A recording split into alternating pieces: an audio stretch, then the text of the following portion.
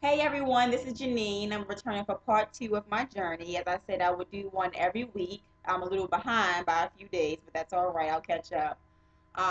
Just before I begin, I just wanted to start by I do have the TV off. This is something I'm practicing by turning the TV off more, just so I can focus on my business and get what I need to get done. It's a little hard because, it's a lot of reality TV, and of course, just like everyone else, we love our reality TV, but it's a sacrifice I'm willing to make to get to my goal. Also, I wanted to recommend a book, Rich Woman. This is a book by Kim Kiyosaki, Robert Kiyosaki's wife, who wrote Rich Dad Poor Dad. It's a great book. It's about women investing, the different challenges that women have, and how we can overcome it. So, to go into part two, I think the last time I stopped at me getting ready to lose my job going into bankruptcy. That's where I stopped at. So I actually got another job before my company closed, so I was able to start there working $13 an hour, which at that time was still pretty good. So I was working at a collections company. After a while, I got tired of that because I don't even want to pay my own bills, let alone trying to force somebody to pay their own bills. So as I was still working there, I was still looking for another job, and I saw myself in this journey of going from job to job. So I started to understand what my dad was saying about hating your job. It was starting to, you know, be clear to me.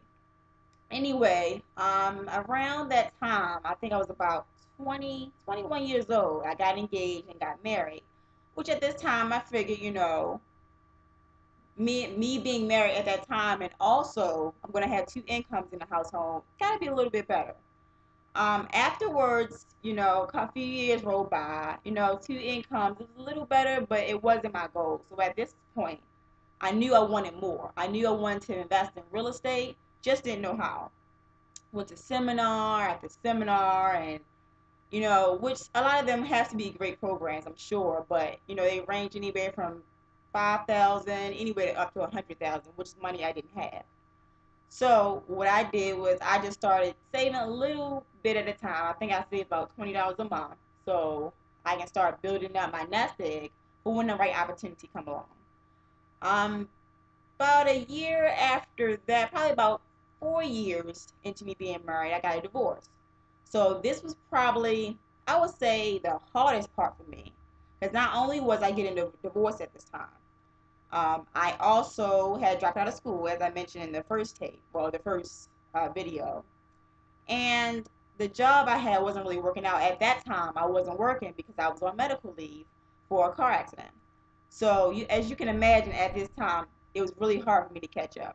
So, if you want to know what I did from that point, yes, it was a low point because at that time, rent was due, bills was due, everything was due. And I was forced with being evicted at a certain point if I didn't come up with the money. So please stay tuned. I'll continue to part three to let you know my journey, and I'll see you next time.